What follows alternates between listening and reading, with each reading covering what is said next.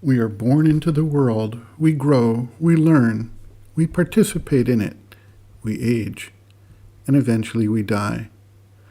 Many people look at this process without trying to understand any deeper significance. They involve themselves in the process and do not look at what happened before, what caused the existence we participate in, and what happens afterwards. They live within a plot line of events and relationships without any deeper significance and without identifying the parts of the story that are outside the stage we act upon. This imagery is neatly laid out in Shakespeare's play As You Like It. Quote, "All the world's a stage, and all the men and women merely players. They have their exits and their entrances, and one man in his time plays many parts, his acts being 7 ages. At first the infant, mewling and puking in the nurse's arms, and then the whining schoolboy with his satchel and shining morning face, creeping like snail, unwilling to school, and then the lover, sighing like furnace, with a woeful ballad made to his mistress' eyebrow. Then a soldier, full of strange oaths, and bearded like the pard, jealous in honor, sudden and quick in quarrel, seeking the bubble reputation, even in the cannon's mouth. And then the justice, in fair round belly with good cape unlined, with eye severe and beard of formal cut, full of wise saws and modern instances. And so he plays his part.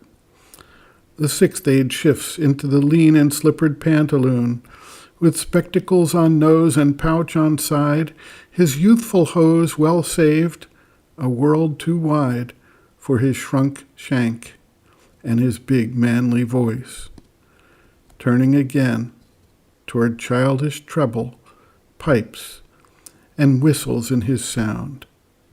Last scene of all, that ends this strange eventful history, is second childishness and mere oblivion. Sans teeth, sans eyes, sans taste, sans everything."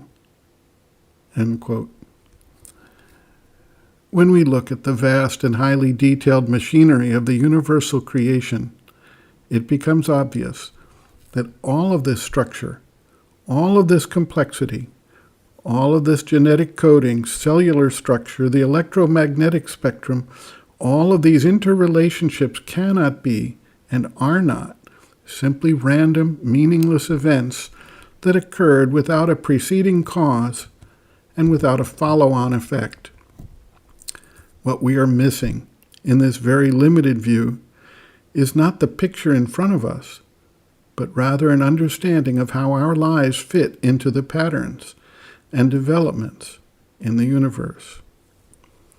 Sages and rishis, philosophers and scientists, seers and mystics, visionaries, and those guided by mental reason all have, through the ages, explored the question of the significance of our lives, where we come from and why, and where we are going to and how.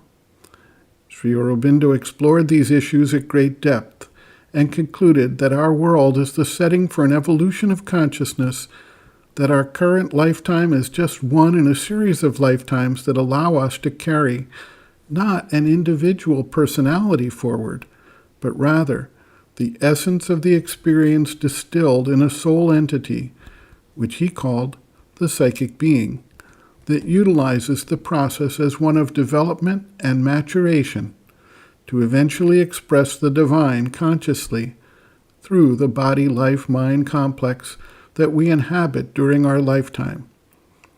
While he explored these questions at great length in Rebirth and Karma, as well as in The Life Divine, he encapsulates this view in his visionary poetic expression. Sri Aurobindo writes in his epic poem, Savitri, a Legend and a Symbol, in Book 2, Canto 14, quote, "A person persistent through the lapse of worlds, although the same forever in many shapes, by the outward mind unrecognizable, assuming names unknown in unknown climes, imprints through time upon the earth's worn page a growing figure of its secret self, and learns by experience what the spirit knew, till it can see its truth alive and God. End quote. Reference, Sri Aurobindo and the Mother, The Psychic Being, Soul, Its Nature, Mission, and Evolution, Section 3, Growth and Development of the Psychic, page 72.